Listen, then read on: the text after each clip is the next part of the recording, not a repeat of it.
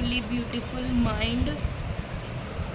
Chapter 4 अब truly beautiful mind के question answers है। पहला क्वेश्चन है who had these opinions about Einstein, मतलब कि आइंस्टाइन को लेकर किसकी क्या राय थी।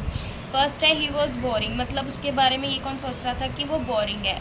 आइंस्टाइन प्लेमेट्स और companions in school found him boring, मतलब जो आइंस्टाइन के जो उसके साथ खेलते थे और जो उसके साथी थे स्कूल में वो उसको बोरिंग बोलते थे। नेक्स्ट क्वेश्चन है he was stupid and would never succeed in life, ये किसने बोला था कि वो एक मतलब वो मूर्ख है और वो कभी अपनी लाइफ में सक्सेसफुल नहीं हो सकता।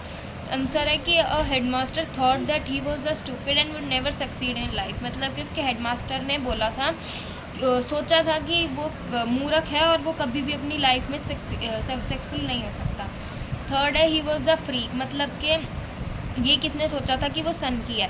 Einstein's mother thought that he was a freak, मतलब कि आइंस्टाइन की जो मम्मी थी उन्होंने सोचा था कि वो फ्रीक है। क्वेश्चन नंबर 2 है explain what are the reason for the following are, मतलब हमें ये एक्सप्लेन करना है रीज़न के साथ कि जो दे रखे हैं जो क्वेश्चंस हैं। पहला है Einstein leaving the school in Munich for good, मतलब कि आइंस्टाइन ने क्यों अपना म्यूनिक स्कूल जो म्यूनिक में था वो क्यों छोड़ा था। आंसर है Einstein hated the strict discipline of his school in Munich, मतलब आइंस्टाइन को जो वहाँ पर स्ट्रिक्ट डिसिप्लिन थे उनसे नफरत थी।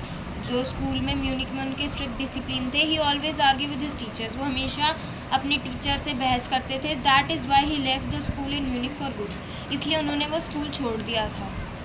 सेकेंड क्वेश्चन है Einstein wanted to study in Switzerland rather than in Munich, मतलब कि आइंस्टाइन क्यों चाहता था कि वो स्विट्ज़रलैंड में पढ़े ना कि म्यूनिक में।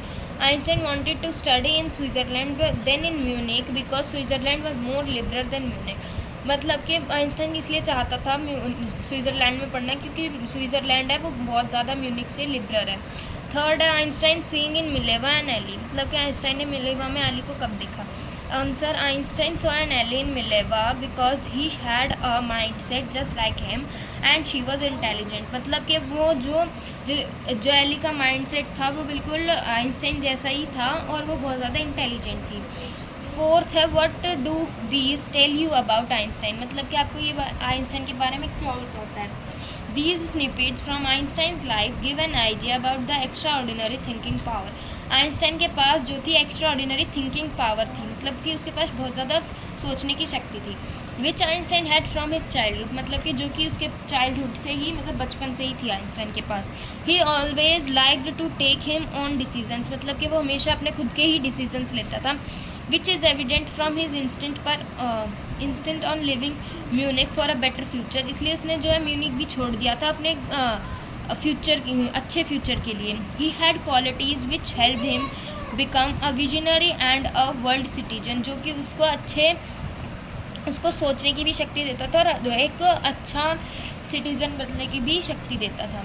थर्ड क्वेश्चन है what did Einstein call his desk drawer at the patent office why, Einstein को जो डेस्क ड्रॉअर था उसमें पेटेंट ऑफिस क्यों कहता था।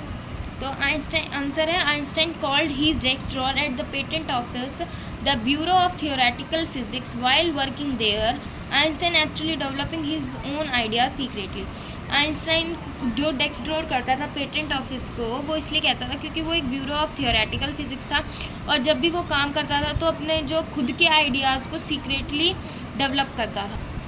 Although he was suppose to be assessing other people inventions, और मतलब कि वो दूसरे जो लोग थे वो जब अपने आविष्कार करते थे तो उनके बारे में सोच विचार करता था।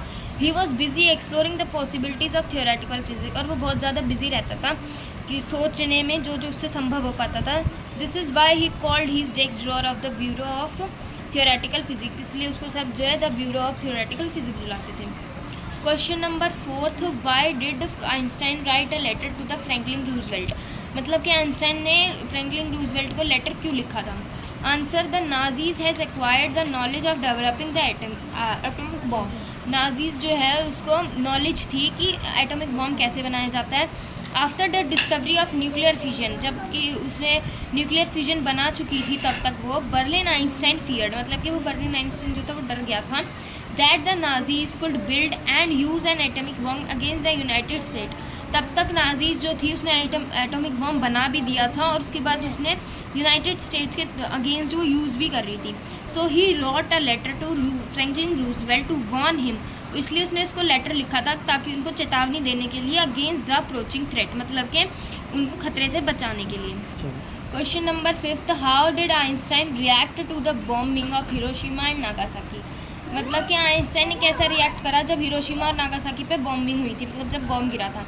Answer, Einstein was deeply shocked by the discussion caused in of Hiroshima and Nagasaki due to bombing. मतलब आइंस्टाइन बहुत ज़्यादा डीपली गहराई तक शॉक्ड हो चुका था तब जब विनाश हुआ, मतलब कि तब हिरोशिमा और नागासाकी पर जब बॉम्बिंग हुई थी. He wrote a letter to the United Nations. उसने जब लेटर भी लिखा था यूनाइटेड नेशंस को and propose the formation of world government, और वो वर्ल्ड गवर्नमेंट तक पहुंचा.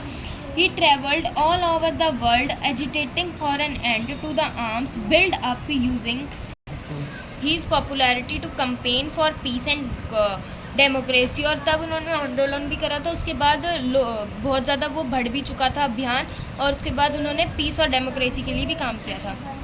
लास्ट क्वेश्चन 6 है, why does the world remember Einstein as a world citizen. मतलब कि अब तक जो है देश उसे वर्ल्ड जो है उसे आइंस्टाइन को रिमेंबर करता है एज अ वर्ल्ड सिटीजन. क्यों करता है, वाई? द आंसर है, the world remembers Einstein as a world citizen because of the responsibility. Einstein की रिस्पॉन्सिबिलिटीज़ कैसे निभाता था उसकी वजह से भी आज तक वर्ल्ड उसे याद करता है. He showed towards humanity respective of national borders after the nuclear bombing of Japan. और उसने जो ह्यूमैनिटी मतलब कि इंसानियत दिखाई थी जब जापान पर बॉम्बिंग हुई थी. He wrote to the United Nations proposing the formation of world government. और जब उसने लेटर भी लिखा था यूनाइटेड स्टेट नेशंस के through that would work for world peace. Moreover, he also agitate for an end to the arms build up and used in popularity to campaign for peace and democracy. और वही उन्होंने तब आंदोलन करा था और अभियान भी चलाया था, और उसके बाद उन्होंने अपने देश के लिए मतलब कि पीस और डेमोक्रेसी के लिए काम किया.